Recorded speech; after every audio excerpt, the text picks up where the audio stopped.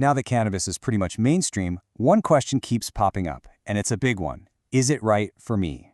It's a super personal decision, and in this explainer, we're going to give you a framework to help you find your own answer. Let's dive in. So, yeah, to toke or not to toke? If you're asking yourself this, you are definitely not alone. I mean, it feels like it's everywhere these days, right? And that makes the choice feel, I don't know, both way more accessible, but also a lot more complicated than it used to be. It really can feel like you're standing at a crossroads. And look, this isn't about feeling pressured one way or another. It's just that this choice, this option, is showing up way more often in our culture now. And that is the absolute key right there. Our goal is not to tell you yes or no. It's to give you the tools, a kind of framework so that you can figure out the decision that is genuinely right for you. Okay, so first things first, let's just acknowledge the moment we're in. We are at this unique cultural crossroads. I mean, from fancy wellness products to your neighbor's dog's CBD treats, cannabis has totally stepped out of the shadows and right into the spotlight. And that's why this has become such a common dilemma. So, where do you even begin with a question this big? Well, the most important place to start is with yourself. Before you do anything else, you really have to get clear on your own personal why. Why are you even thinking about this? This right here is the question you need to ask. What are you actually hoping to get out of the experience?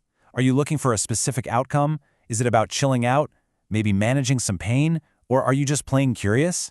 Your goal is your guide here. It's going to shape your entire approach.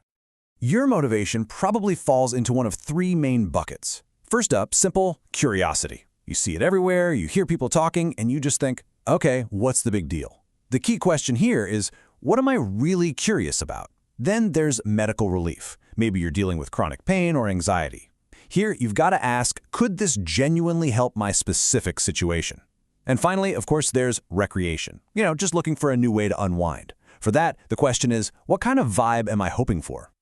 And knowing your why is so crucial because, honestly, cannabis is a lot like wine.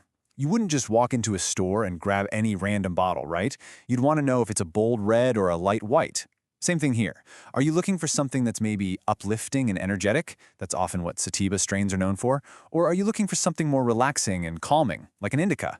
It is all about matching the product to your personal goal. Okay, so we've looked at all the reasons to consider it, but now we have to flip the coin over.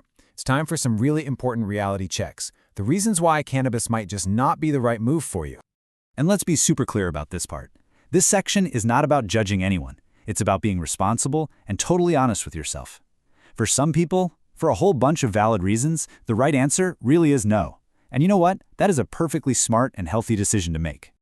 Here's a really crucial point. What works wonders for one person can have the absolute opposite effect on someone else. A lot of people use cannabis to relax, but for some, THC, that's the main psychoactive component, can actually crank up anxiety and even cause paranoia. If that's a risk you're not willing to take, or if you've felt that way before, that's a huge factor to consider. And beyond just how your brain is wired, there are some really practical, real-world reasons it might not be a good fit. I mean, do you have a personal or family history of substance abuse? That's a serious one. Or maybe you've tried it before and just didn't like it. There's no rule that says you have to try again. And then there's the big stuff. Is it even legal where you live? Could it put your job on the line? Does it conflict with your life as, say, a parent or an athlete? These are all essential questions. All right, so let's say you've weighed all the pros and cons, you've thought it through, and you're leaning towards maybe giving it a try. The next step is all about how to do it in a way that is safe, responsible, and just plain smart.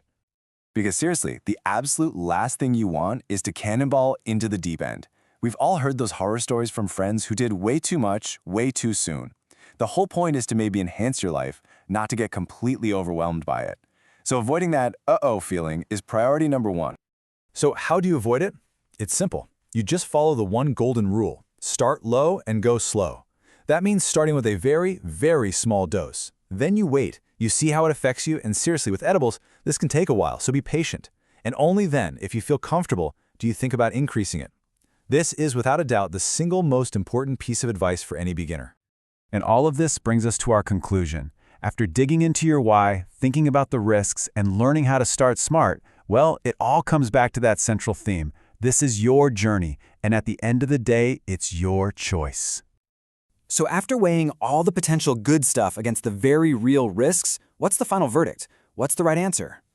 The verdict is there isn't one. There is no universal right or wrong answer here.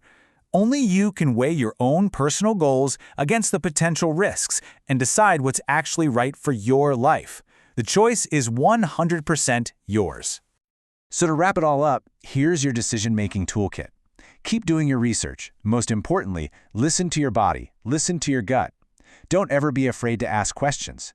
And at the end of it all, make the choice that you feel is genuinely best for you, completely free from any pressure or outside expectations.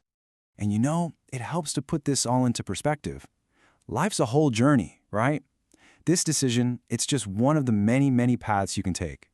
So just choose wisely, be thoughtful, and enjoy the ride, whatever you decide to do. So, we'll leave you with that. Now that you've got a framework for thinking it all through, the question is really yours to answer. What path will you choose? Thanks for tuning in.